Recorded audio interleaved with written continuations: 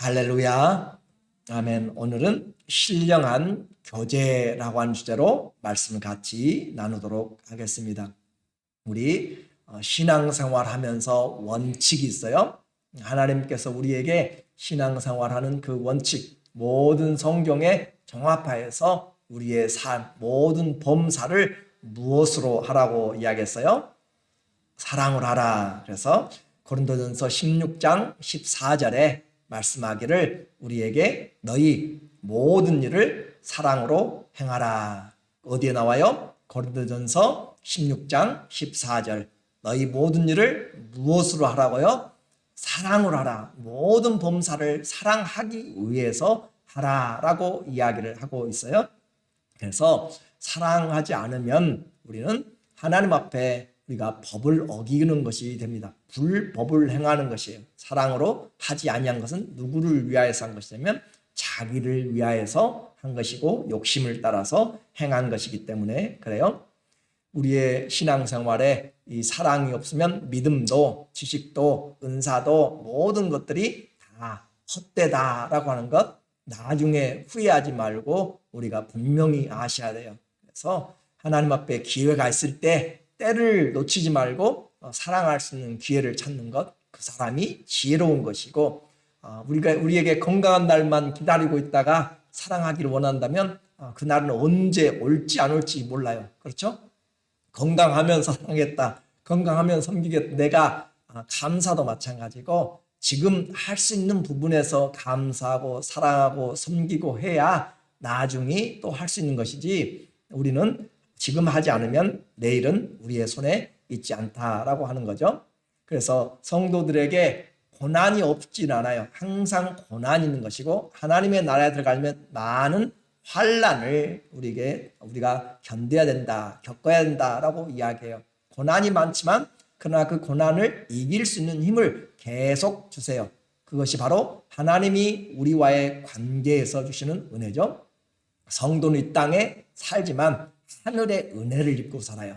그것이 우리에게 신령한 능력입니다. 그래서 성도는 능력을 가지고 있어요. 여러분 어떤 능력을 가지고 있어요? 성도는 능력을 가지고 사는데 첫째는 하나님을 아버지로 고백하는 자, 예수님을 주님으로 고백한 자에게는 무엇이 있습니까? 은혜와 평강이 있습니다. 세상이 주지 못하는 은혜와 평강이 있어요. 이것은 절대 돈으로 계산할 수 없고 빼앗겨서도 안 되고 내가 잊어버리면 안 되는 것이에요. 하나님의 사람들 예수님 믿기로 작정하고 예수님을 주로 고백할 때부터 우리에게는 하나님의 은혜 부어주심이 평강 주심이 세상의 죽음까지도 뛰어넘는 그런 하나님의 사랑하심이 우리에게 있기 때문에 두려워하지 말라라고 이야기하죠. 우리에게 그 모든 환경에서 은혜와 평강이 왕노릇 하시기를 주님의 이름으로 축원합니다. 그래서 염려가 있어도 염려보다 뛰어넘는 하나님의 은혜예요. 그리고 두 번째 우리는 주님께서 모든 환난 가운데 위로하시며 하나님은 우리의 모든 삶을 지켜보세요. 그걸 믿으셔야 돼요. 나만 혼자 외롭게 지금 고난받고 있구나. 하나님 나를 모르게 등 돌리고 있구나. 하나님 침묵하시고 지금 나와 전혀 상관이 없구나. 아니요. 하나님은 다 보세요. 비록 내 눈에 앞에도 안 보이고 옆에도 안 보이고 아무것도 안 보이지만 그러나 주님은 우리를 살펴보시고 낱낱이 하시고 우리의 마음의 고백까지도 다 아세요.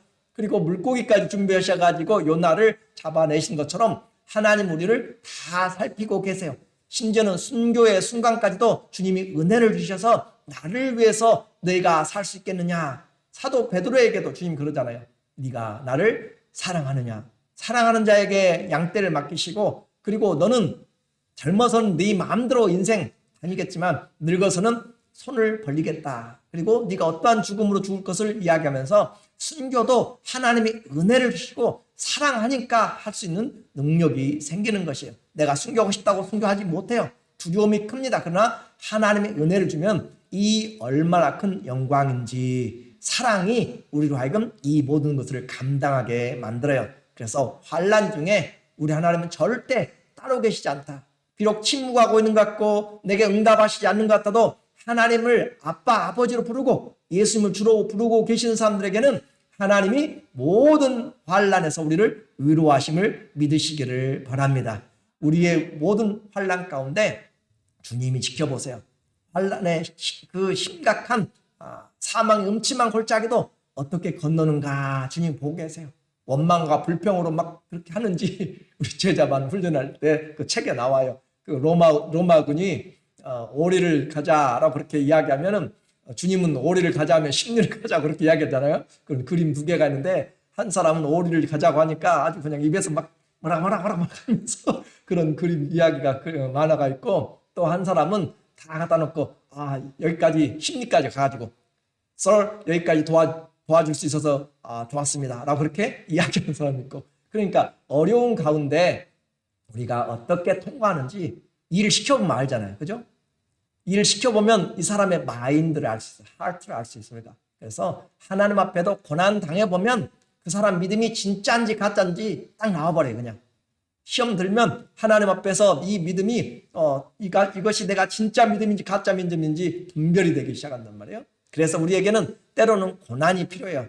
내 믿음이 진짜인지, 내가 진짜 주님을 붙잡고 있는 것인지, 아니면 주님이 주시는 어떤 축복을 붙잡고 있는 것인지. 완전히 요즘은 결혼도 다 계약 결혼이고, 마음에 안 들면 살아보고 마음에 안 들면 헤어지고, 다 자기의 뭐란 거예요? 자기의 유익을 쫓아서 하는 유익을. 그리스도의 영광은 없어요.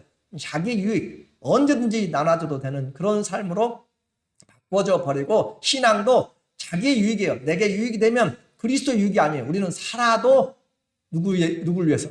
주님을 위해서.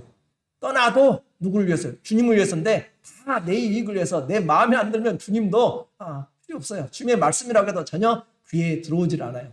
그러니까 이 시대의 세상을 너희는 본받지 말라고 하는데 말로는 본받지 않는다고 이야기하면서 우리의 생각은 전부 다 세상적인 계산주의로, 성공주의로 다 바뀌어야 되는 것이, 그 시대가 바로 사단이 다른 걸로 우리를 요구하는 것이 아니에요. 이 시대에 우리에게 바로 우리가 얼마나 하나님을 사랑해야 되고, 그렇죠? 부모를 존경하고 또 그렇게 하나님의 질서들을 사랑해야 하는데 무질서하며 무자비하며 돈을 사랑하고 쾌락을 사랑하고 자기를 사랑하고 하나님보다 그렇게 사랑의 대상이 바꾸어져 버린 것, 그것이 바로 이 시대의 음란이고 이 시대의 우상이고 이 시대의 타락이란 말이에요. 그러니까 내가 그런 하나님 믿으면서 나에게 특별한 그런 죄가 없다라고 생각할지 모르지만, 하나님이 우리 안에서 영광받고 있는지, 내가 살아가는 목적이 지금 사랑으로 행하고 있는지, 그런데 아무리 말해도 들을 귀가 없으면 전혀 들려지지 않습니다.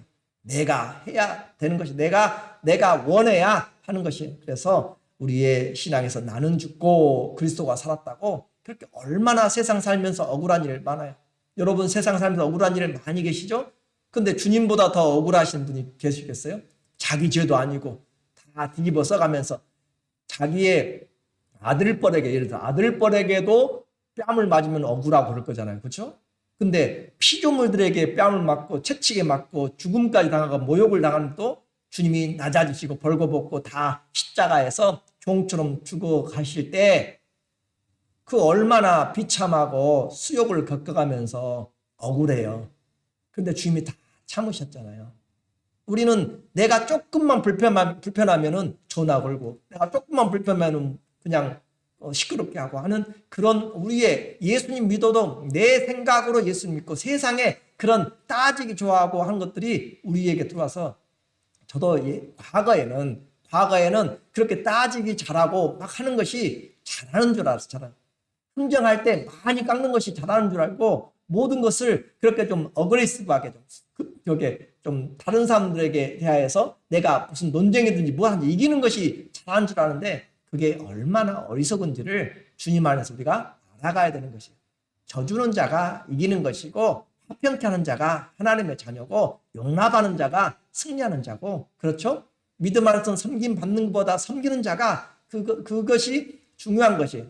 그래서 우리는 그리스도의 마음으로 세상을 살아가야지, 세상적인 성공적인 세상적인 마인드로 살아가면 우리에게는 은혜가 없습니다. 환난 중에 우리 주님은 우리를 위로하시고, 그리고 하나님이 우리에게 주신 성령의 그 은혜들, 풍성한 소망이 있어요. 우리는 이 세상만이 아니에요. 풍성한 소망, 풍성한. 그러니까 이 세상 잠시 잠깐 정말 천하를 호령했던 사람도 다 넘어가요. 요즘은 저도 이렇게 조금씩 이렇게 에이지가 죄송합니다. 여러분들 앞에서 에이지가 들어가는지 몰라도 요즘 생각나는 것이 우리 조상들이 참 지혜로워요. 10년이면 뭐가 변해요? 강산도 변한다고 하는데 그 옛날 그렇게 변할 것 같지 않은 강산도 10년이면 변한다고 하잖아요. 요즘은 10년이 아니라 그냥 금방금방 변하는데 이제는 진짜 몸이 여러분 변하시잖아요. 그렇죠? 50대, 60대, 70대 가면서 뭐 10년이 아니라 그냥 뭐 하루 사이에도 막 바꿔지고 시간적으로도 바꿔지는 분도 계시잖아요. 그렇죠? 그와 같이 되어지는 것을 보면서 우리에게 주어진 시간 누구도 장담할 수 없기 때문에 그래서 할 수 있는 것은 사랑만이 남는다니까요. 할 수 있는 것은 섬기는 것만 남고 할 수 있는 건 내가 기도하고 축복한 것이 남는 것이지 원수를 새겨가지고 노트에 써놓고 뭘 하고 돌에 새기고 그건 아니고 은혜를 새겨야 되는 것이죠.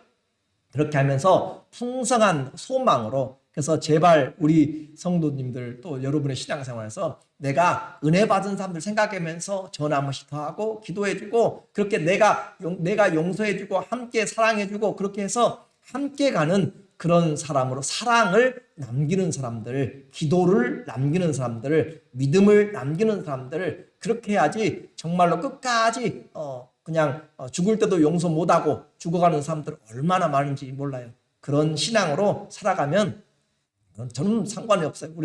우리 주님 앞에서 각자가 심판돼서요.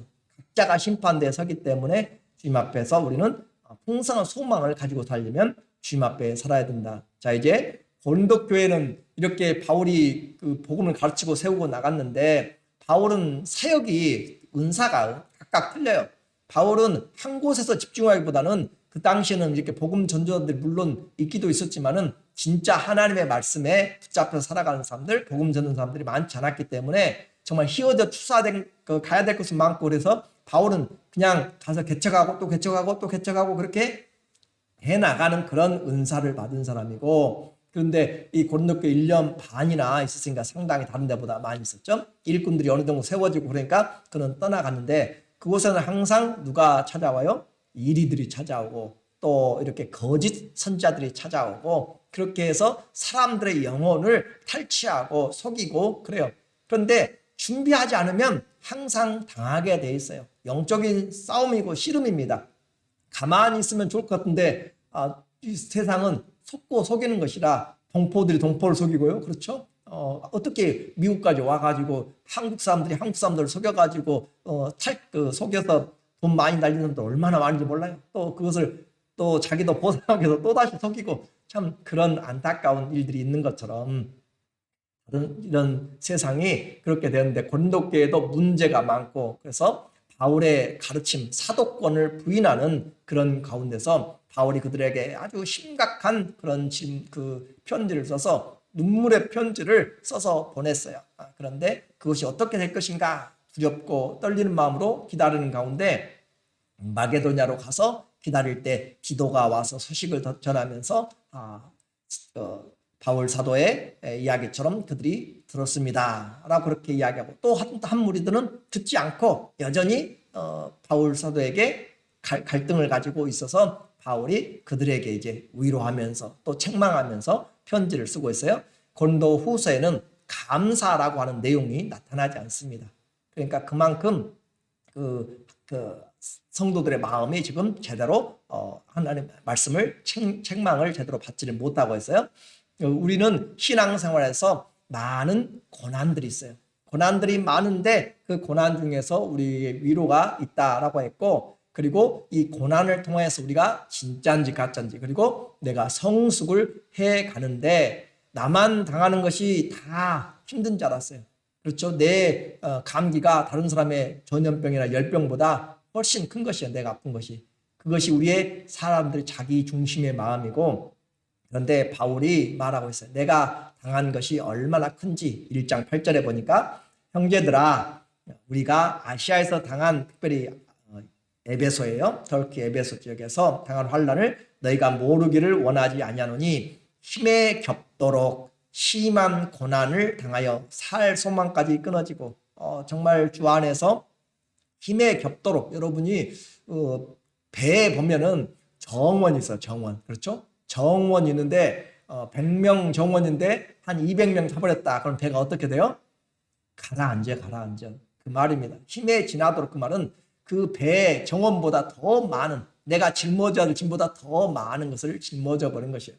이 기계가 버티고 돌릴 수 있는 힘이 있는데 그것보다 더 돌아버리면, 더 무거워지면 이게 제대로 작동 않고 부러지든지 문제가 생기게 돼, 고장나게 돼요. 그것이 바로 힘에 지나도록, 그리고 능력을, 내 한계를 뛰어넘어요. 한계를.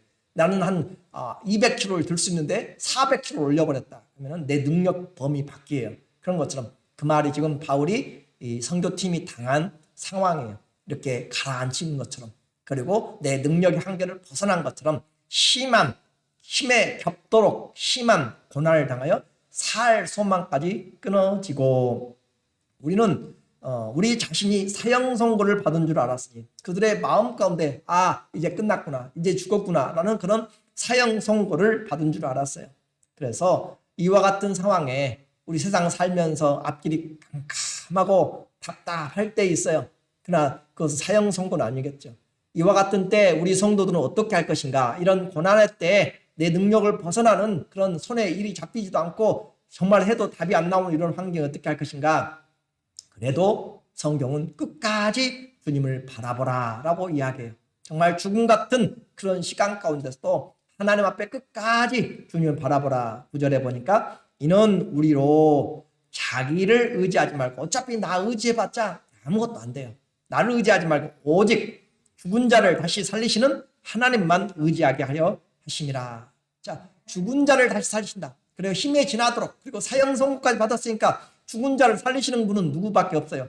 하나님밖에 안 계세요. 그래서 하나님만 의지하게 합니다. 오늘 우리의 환경에서 하나님을 의지할 수 있다. 우리는 죽을 환경까지는 아직 안 갔잖아요. 심지어 그 가운데 있다 할지라도 하나님만 의지하게 하려 합니다. 성도들은 죽음에까지도, 즉 죽음의 문턱까지도, 죽음 넘어서까지도 그리스도가 소망이 된다는 사실이 얼마나 감사한지 몰라요. 그러니까 절망의 가운데서도 절대 우리는 다른 생각을 품으면 안 돼요. 왜요? 끝까지 하나님을 바라보는 것이고, 그것이 사단이 유혹하는 것에서 넘어가지 않는 것이에요. 우리는 이런 고난이 닥쳐올수록, 아까 고난은 진짜인지 가짜인지 우리 믿음을 시험한다고 그랬죠? 정금전, 시금석이 된다고 그랬어요. 믿음에.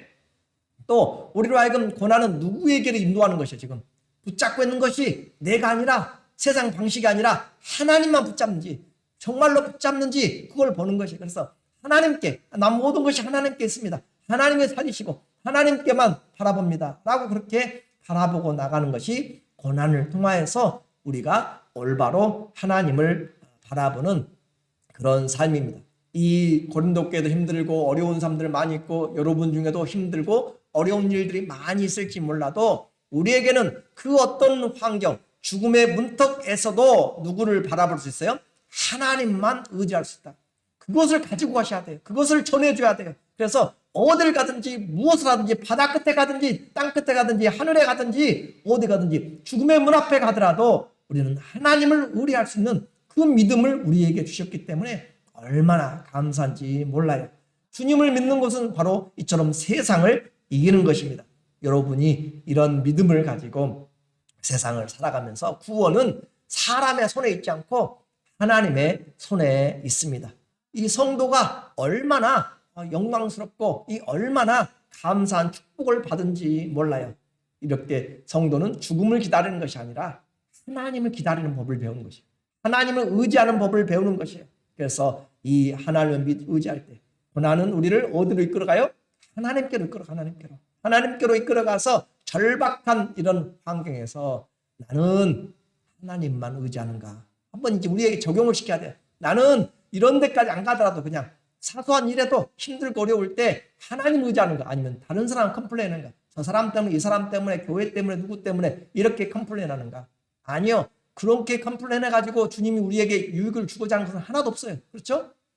다른 사람, 이 교회 컴플레인해가지고 다른 교회 가가지고 거기는 뭐 퍼펙트한 철치인가요? 이 땅에는, 지상에는 전투적인 교회예요. 완전한 교회가 없어요. 그렇기 때문에 뭐든지 문제가 있어요. 그래서 주님이 그런 가운데 우리를 견뎌내게 만들고 일어나게 만들고 점점 우리를 그리스도의 장성한 분량까지 이끌어가도록 그렇게 하는 것이에요. 고난 중에 주님이 그러면 이런 사망의 사형 선고까지 받고 힘에 지나도 갈 때 하나님은 가만히 계시는가? 그렇지 않다고 그랬어요. 하나님께서 함께 하시고 우리를 구원해 주시는 하나님의 손길을 10절에 보니까 그가 이같이 큰 사망에서, 이미 바울은 죽은 줄 알았어요. 그래서 큰 사망에서 우리를 건지셨고, 큰 사망, 감당할 수 없는 그런 사망의 위험에서 건지셨고 또 건지실 것이며, 이것은 지금도 건지고 계시며 그 말이고, 그리고 이후에도 건지시기를 그에게 바라노라. 성도들의 삶에 평탄한 대로가 아니네요. 그럼에도 불구하고 우리와 함께 하시는 분이 계세요. 우리와 끝까지 함께 하시는 분, 떠나가지 않는 분, 깨든지 자든지 함께 하시는 분, 그 주님이 계시기 때문에 사망하는 음침한 골짜기도 우리에게는 주님으로 말미암아 이 캄캄한 밤 걸어갈지라도 우리는 찬양하면서 갈 수가 있는 것이에요. 어두운 길에도 주님과 함께 노래하면서 갈 수가 있고, 우리가 아직 손대지 못하는 그런 환경에서도 주님이 환경들을 통해서, 야곱이 손대지 못하는 환경에서 주님이 지켜주시고 인도하시는 것처럼 주님께서 함께 하시는 것입니다. 우리의 지금 힘들고 어려운 가운데 주님께서 포기하지 말라라고 이야기합니다. 하나님만 바라보라 라고 그렇게 이야기를 하고 있어요. 주님만 바라보라 라고, 힘들고 어려울 때 포기하지 말고 돌아서지 말고 주님만 바라보라. 그것이 성경의 메시지고 하나님의 말씀입니다. 시편 42편 5절에 시작. 내 영혼아 내가 어찌하여 낙심하며 어찌하여 내 속에서 불안해하는가. 너는 하나님께 소망을 두라. 그가 나타나 도우심으로 말미암아 내가 여전히 찬송하리로다. 이 한 절에 얼마나 많은 내용들이 들어가 있어요. 영혼이 낙심해요. 그렇죠? 영혼이 낙심하면 몸이 아픈 것은 좀 참을 수 있는데 정신이 헷가닥하고 영혼이 병들면 치료가 없어. 치료 방법이. 그렇죠? 아까 사망의 선고, 사형 선고를 받았다고 그랬잖아요. 그러면 사형 선고를 받아버리면 내 몸의 사지 육신이 아무리 건강해도 필요가 없어요. 힘을 쓸 수 없어요. 사형 선고를 받아버리면. 그렇죠? 사형 선고 받아서 죽게 되면 내 몸이 건강하다고 무슨 필요가 있어요? 아무 의미가 없다 이 말이에요.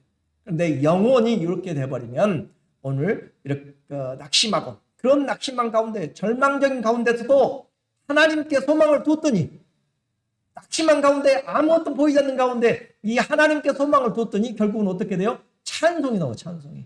하나님께 그가 나타나 도우심으로 말미암아 내가 여전히 찬송하려다. 이것이 신앙입니다. 우리에게 힘들고 기가 막힌 웅덩이 같은 곳에서도, 깊은 수렁에서도 소망을 하나님께 두면 주님이 우리에게 찬송케 하신 하나님. 우리는 그것을 믿는 것이에요. 믿음은 아무나 갖는 것이 아니라 하나님의 말씀을 그렇구나 하고 아멘하고 받아들이고 그것을 신실하게 내 삶에서 믿는 자들에게 그대로 역사하게 되는 것이에요. 우리에게 어려움이 있어도 나는 주님을 끝까지 소망을 두고 하나님을 내 소망의 근원으로 둔다면 우리는 끝까지 찬송하며 호흡이 다할 때까지 찬송할 수 있고, 그 하나님이 나에게 모든 것이 되시는 것입니다. 하나님의 부르심과 은사에는 절대 후회가 없어요. 우리는 그 하나님의 부르심을 입었고 표대를 향하여서 위에서 부르신 상을 향하여서 우리를 부르셨기 때문에 지금도 가고 있는 것이에요. 사단은 우리에게 이야기합니다. 잘못 가고 있어. 또 돌아서 세상이 얼마나 아름다운지 다른 것을 보도록 만들어요. 그러나 우리는 뒤에 것을 아무리 수고했어도 놔버리고 앞에서 부르신 그 길을 향해서 계속해서 어떻게 해요? 표대를 향해서 앞으로 몸을 빼가지고, 여러분 요즘 뭐 올림픽 하면서 혹시 보셨는지 모르겠어요. 피겨 스케이팅이나 아무튼 마라톤이고 마찬가지고 언제든지 경쟁에 뭐 1초 차이도 안 나잖아요. 0.00 막 그렇게 나잖아요. 그런데 발을 앞으로 쭉 내밀고 하는 것처럼 여기서는 고개를 내밀어서 그렇게 나가는 것처럼 하나님 앞에 앞으로 향하여서 그렇게 나가려고 그렇게 몸을 빼가지고 하는데, 누가 뒤에서 잡아도 나는 간다 이 말이에요. 그 말이에요. 지금 우리는 혓대를 그리스도에게 향하여서 누가 나를 잡아다니고 누가 뭐라고 해도 그 상관없이 앞으로 몸을 빼가지고 나가서 주님 앞에 나가는 그런 신앙이라면 시험에 들 염려가 없는 것이죠.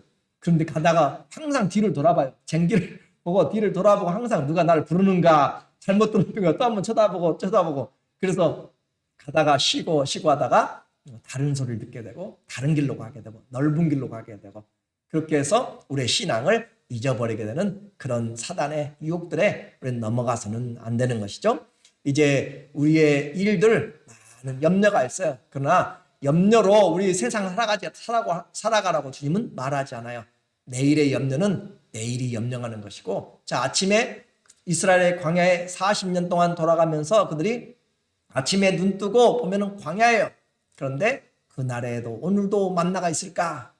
하나님 그렇게 보시는 거예요. 오늘도 만나가 있을까? 예, 만나로 하나님이 채워주세요. 그렇게 하루하루를 주님의 은혜로 기다리면서 살아가는 것처럼 내일이면 내일의 은혜가 우리에게 다가와요. 내일 염려하지 마. 미리 앞당겨가지고 가불해가지고 염려하지 말고 내일 염려는 내일로 그냥 놔두세요. 내일. 그래서 하나님이 우리에게 주시는 은혜들을 가지고 살아갈 수 있는 그런 이끌어 가시는 은혜를 바라보고, 그래서 이와 같이 주님이 예비하신 은혜가 있음을 보고 또 이러할 때 하나님의 은혜만 바라보면서 우리가 함께 동역하는 것이, 나만 잘하는 것이 아니라 함께 기도하면서 교회가 함께 기도하고 선교사와 함께 기도하고 목회자와 함께 기도하고 우리 목장의 리더들도 모든 가족들도 여러분을 섬겨주는 목장의 리더들을 감사한 줄 알고 섬기고 사랑하고 그렇게 하고, 나를 위해서 섬겨주는 영적인 그런 모든 사람들을 향하여서 또 다른 섬기는 사람들 향하여서 모두가 감사한 마음을 가질 때 우리는 한 지체예요. 그렇죠? 왼손이 아플 때 오른손이 많이 하잖아요, 일을. 그렇죠? 오른손이 아프면 왼손이 많이 하고 그렇게 하는 거잖아요. 그런 것처럼 우리는 함께 도우면서 세워져 가는, 우리는 한 지체라니까, 한 몸이라니까요. 니 탓, 내 탓 하는 것은 내 몸이 아니에요, 내 몸이. 우리는 사랑 외에 다른 방법으로 부르심을 입은 적이 없어요. 교회는 절대 다른 시기와 질투와 원망으로 전화 걸어서 아니면 편지 써서 무슨 블랙메일을 써가지고 그렇게 하는 것이 아니에요. 하나님 앞에는 사랑으로 덮어주고 함께 하나 되어서 나가는 것. 서로 기도로 위기 때는 도와야 돼요. 위기가 닥치면 서로 사람들이 뭘 하려고 해요? 당신 탓입니다. 서로 이야기를 해요. 그렇죠? 가정도 문제가 되면 서로 당신 탓이고, 사회도 당신 탓이고, 모두가 다, 교회도 다 탓만 하려고, 탓만. 문제가 생기면. 그러나 위기 때 교회는 우리가 하나님 안에서 함께 기도로 도와야 돼요. 이것이 성도가 해야 될 일. 11절에 보세요. 너희도 우리를 위하여 간구함으로 도우라. 지금 바울이 사망의 위험한 골짜기에서 지금 나왔지만 여전히 지금 어려움 가운데 있어요. 여전히. 그래서 고린도 교회 기도를 지금 요청하고 있는 거예요. 기도를. 그래서 기도로 도와라. 너희의 간구함으로 우리를 도우라. 이는 우리가 많은 사람들의 기도로 얻은 은사로. 자, 기도하면 하나님이 은사를 주세요. 기도하면 하나님이 은혜를 주세요. 다른 말로 기도하면 하나님이 능력을 주세요. 기도하면 하나님 은사를 주셔서 그것들을 이겨나가게. 오늘 우리가 기도하면, 중보하면 하나님이 그 일들을 감당할 지혜를 주시고 능력을 주시고 문들을 열어주시고 대적의 문들을 열어주시고 광야의 길을 내시고 사막의 강을 내시고 하나님이 기도하면 이렇게 역사하신단 말이에요. 자, 지금 고린도 교회와 또 저 마게도냐는 수백 킬로가 떨어져 있어요. 기도하면 거리가 문제가 아니에요. 우리가 선교사를 위해서 저 필리핀이나 중국이나 어디든지 기도하면, 저 모로코든지 어딘지 기도하면 기도가 수백 킬로, 수만 킬로 넘어가는 것이에요. 기도하면 하나님이 역사하신 거예요. 그래서 기도하면 우리의 기도가 하나님 앞에서 많은 은사로 말미암아 많은 사람이 우리를 위하여 이제 감사하게 한다. 자, 기도는 고린도 교회에서 했어. 그런데 예를 들어서 그렇게 했는데 그 은혜는 어디 쏟아져요? 그 선교지에 쏟아져서 그 선교지를 통하여서 많은 사람들이 은혜를 받아요. 그러면 결국 누가 동역한, 우리가 선교에 동참한 것이다. 교회가 바로 그런 것이고, 우리가 중보하는 거, 아픈 사람들을 못 만나요. 잘 가지 못해, 요즘 같으면. 그럴 때도 우리는 기도하는 것이에요. 여러분은 최소한 다른 사람은 몰라도 여러분 일주일에 한두 번, 두세 번씩은 또 가지고 명단 가지고 기도하고 계시죠? 우리 교회 성도님들 정말로 대단하게 순종을 잘하세요. 제가 너무너무 감사해가지고 제가 새벽마다 날마다 이 3장 가지고 쳐다보고 기도하고 있는데 정말 마음이 너무너무 감사해서 아멘이 되는지 이것이 무엇을 되는지 모르겠지만은 진짜로 하나님의 말씀을 너무 가볍게 듣지 마시고 하나님 앞에 기도하면 다 돌아와요. 내가 기도하면 돌아오는 것이고 기도 안 하면 심은 대로 다 거두게 돼 있어요. 이건 하나님의 법이기 때문에 뭐라고 못하는데 주님 앞에서 함께 기도하면서 이렇게 해야 되고, 주의 종의 말을 그냥 가볍게 여겨버리면 절대 여러분의 영혼에 덕이 안 됩니다. 큰 은혜가 하나도 없어요. 왜냐하면 당신은 떠드시오, 나는 내 생각합니다 하면은 제가 뭐하러 설교, 제가 못 살더라도 여러분은 살아라고 하는 거잖아요. 그렇죠?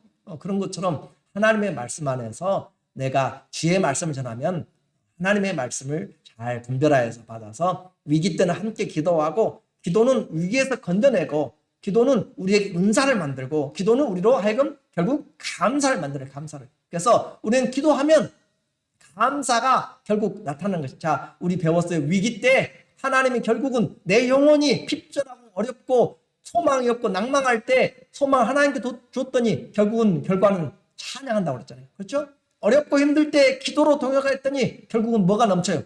감사가 넘치는 것이에요. 그래서 기도는 감사를 가지고, 우리가 미리 감사를 가지고 하나님은 들어주실 것을 미리 감사하면서 기도하는 거예요. 기도는 항상 소금을 쳐서 우리가 제물을 드리고 하나님 앞에 소제도 하고 모든 예물에 소금을 쳐서 하는 것이에요. 언약이죠, 언약. 그런 것처럼 모든 기도에 빠지지 않는 요소가 있어요. 물론 하나님을 찬양하고 회개도 들어가지만 거기에 꼭 들어가야 될 약방의 감초, 기도의 감초가 있는데 그게 뭐예요?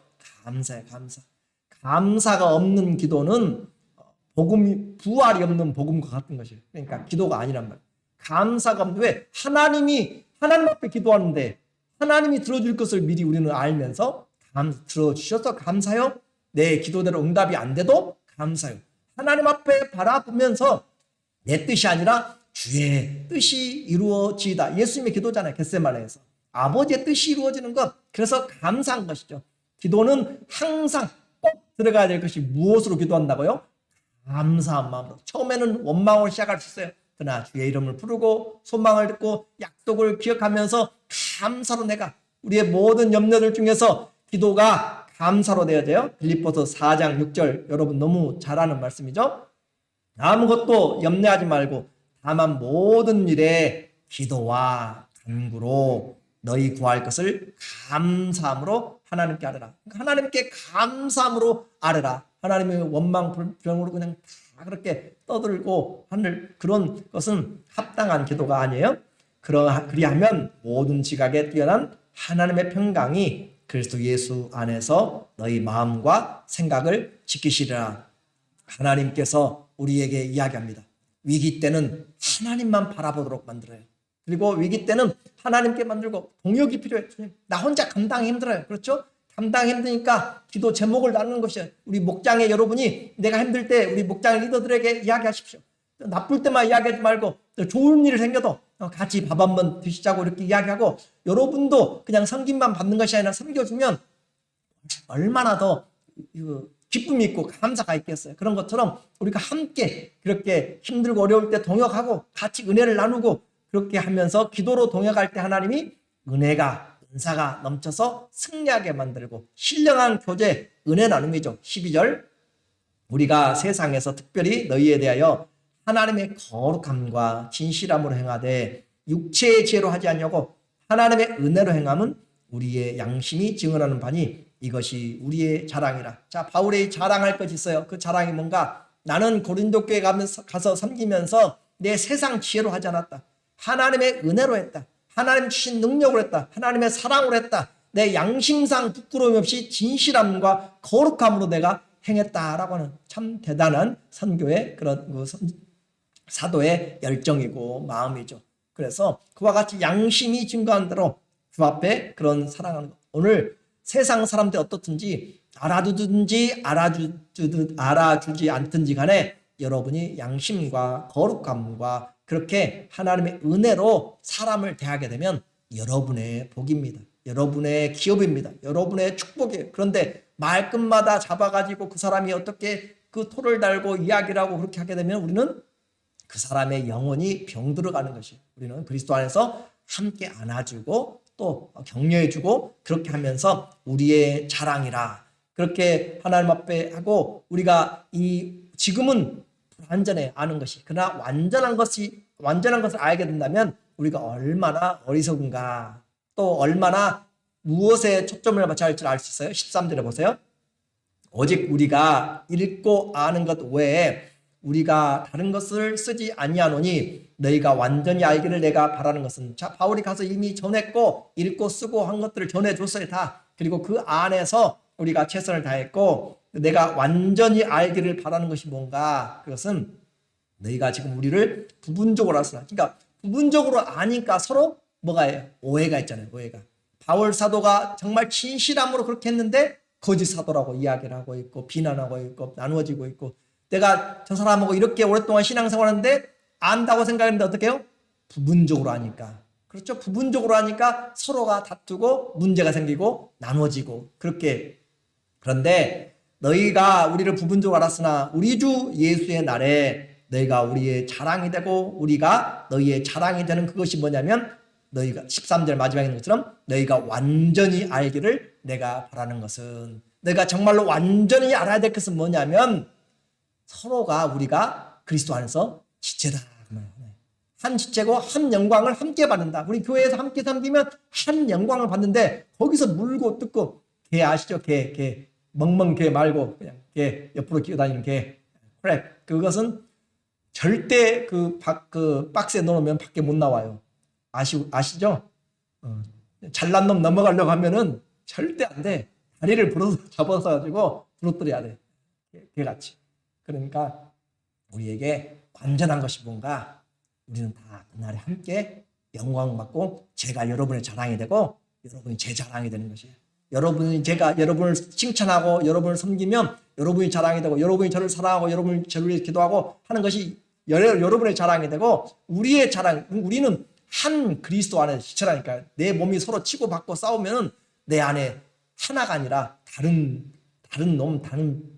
그 영이 들어와 있는 것이. 그러니까 우리는 사형 선고를 받은 것 같은 고난이 닥쳤을 때 우리는 어떤 행동을 해야 돼요? 그런 어떤 행동을 해야 되는가? 신령한 교제를 해야 돼요. 신령한 교제. 성도의 신령한 교제. 사형 선고 같은 어려움을 당했을 때 신령한 교제는 주님만 의지하는 것입니다.